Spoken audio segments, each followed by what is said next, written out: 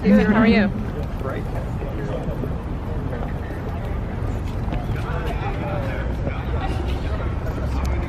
Thanks. I know.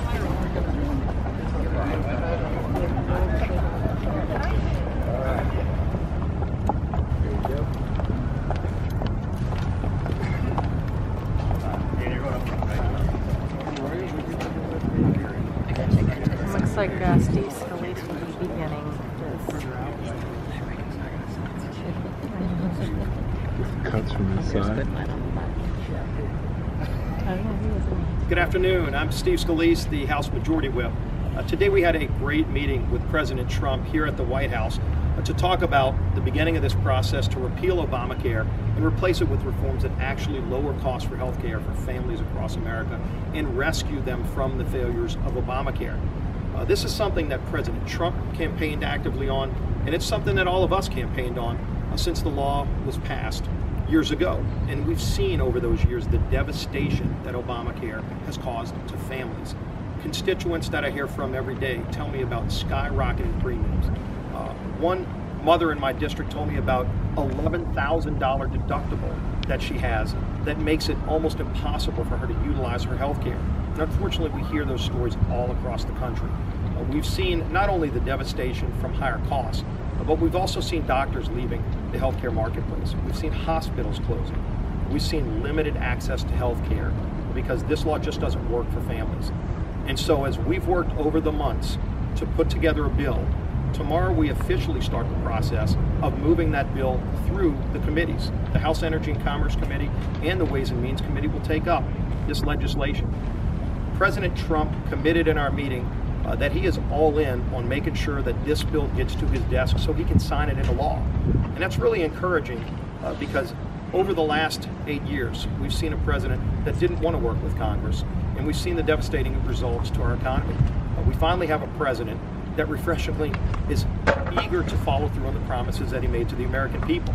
And he's committed to do everything in his power to make sure that that bill gets on his desk so that he can sign it into law and rescue families across this country from the devastation of Obamacare. And when you look at what's in this bill, I think it's important to note that not only does it zero out the penalties of Obamacare, the employer mandate, the individual mandate, unelected bureaucrats in Washington will no longer be able to tell families what they can or can't buy when it relates to that personal decision of choosing a health care plan.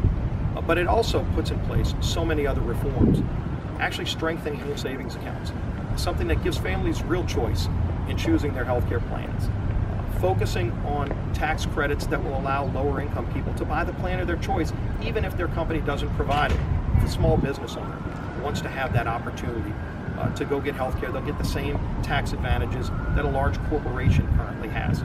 So empowering families, getting rid of the mandates that are devastating health care, and restoring the trust of the American people. It's exciting to see that on this day, we started the process of repealing and replacing Obamacare. I'd like to introduce my Chief Deputy Whip, Patrick McHenry from North Carolina. Hi, good afternoon. We had a very productive meeting with the President today, along with the rest of the Deputy Whip team. These men and women are the ones that put together the big votes in the House of Representatives. They work with policy and members to shape that good policy and to get 218 votes on important pieces of legislation. The American Health Care Act is the first test of presidential legislative power. And this president made it very clear to us that he wants us to pass this piece of legislation. Tom Price endorsed it wholeheartedly in detail. He's put all the resources of the administration to work Capitol Hill, to work the House and the Senate, to see that we repeal and replace Obamacare. The president spent a lot of time talking about the devastating consequences of us not acting, the effect it's going to have on families, the effect it's going to have on small businesses. And it was clear his passion's there for us to move to save the American people the heartache and the pain and the expense that has been Obamacare. This team is front and center in counting votes in the House of Representatives. He thanked the team for their effort and told them much work was going to be done in the next couple of weeks.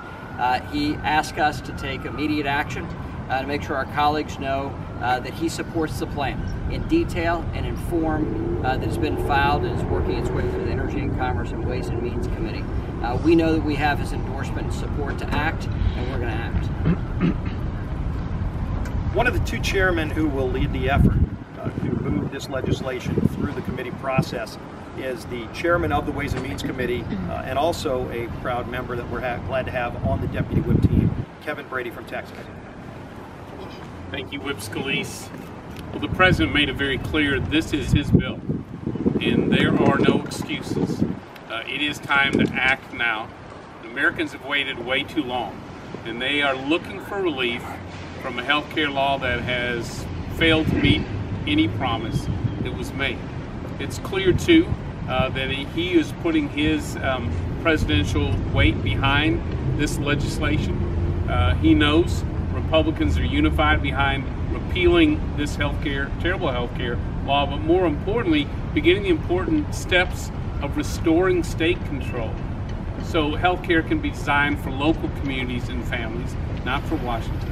And restoring the free market. So patients and small businesses and families have greater choices for plans that they need, not that Washington needs. And so we're going to move forward together very aggressively in this process, but know this as well, and the President said this is a huge step, but it's only the first step. Repealing, unwinding that awful Obamacare law can't happen with just one bill. We'll continue to take steps in the future weeks and months to unwind this and give people more choice in affordable health care. Now I'd like to introduce the chairman of the Health Subcommittee of the Ways and Means Committee, again, another great member of the Deputy Whip team from the state of Ohio, Mr. Pat Teaberry. Thank you, Congressman Scalise. Not much to add, but it was really encouraging to hear President Trump and Vice President Pence give their commitment to getting this across the finish line and getting to his desk. This bill that was introduced yesterday that will be voted on in the Ways and Means Committee and Energy and Commerce Committee tomorrow, it's patient-centered. It takes power out of this city and sends it back to patients.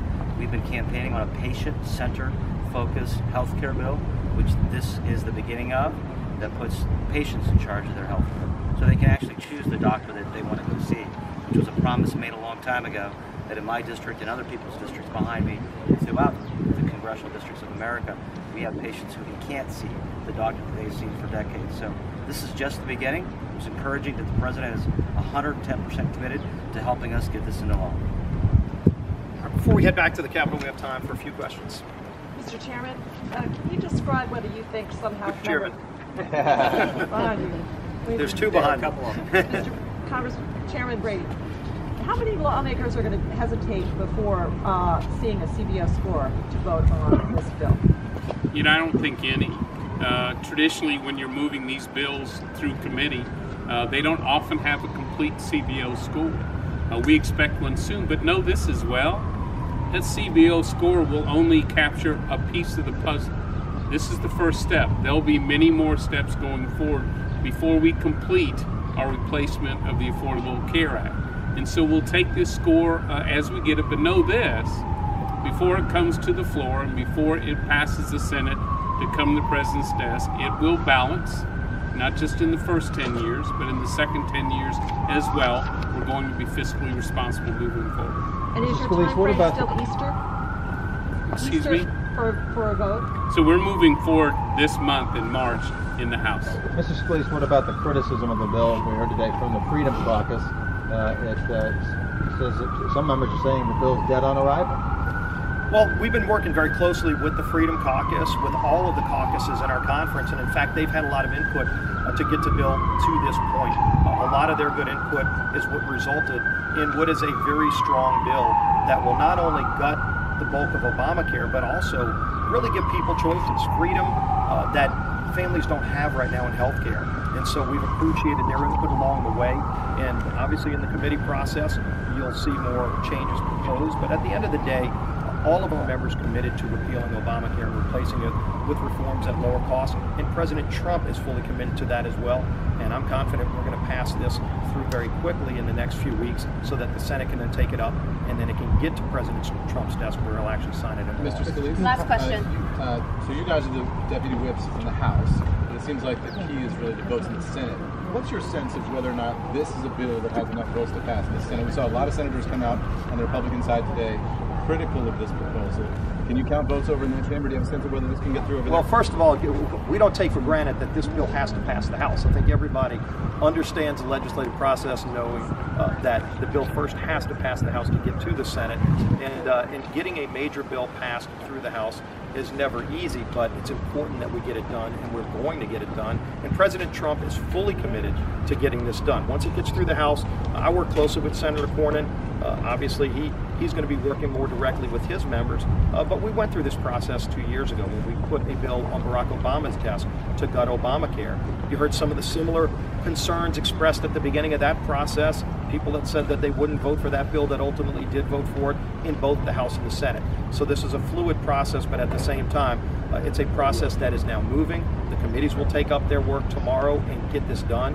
And then President Trump is fully engaged in working with us to get that bill on his desk, where he will ultimately sign it into law and rescue families from the devastation that is Obamacare. Thank you all very much. Thank you.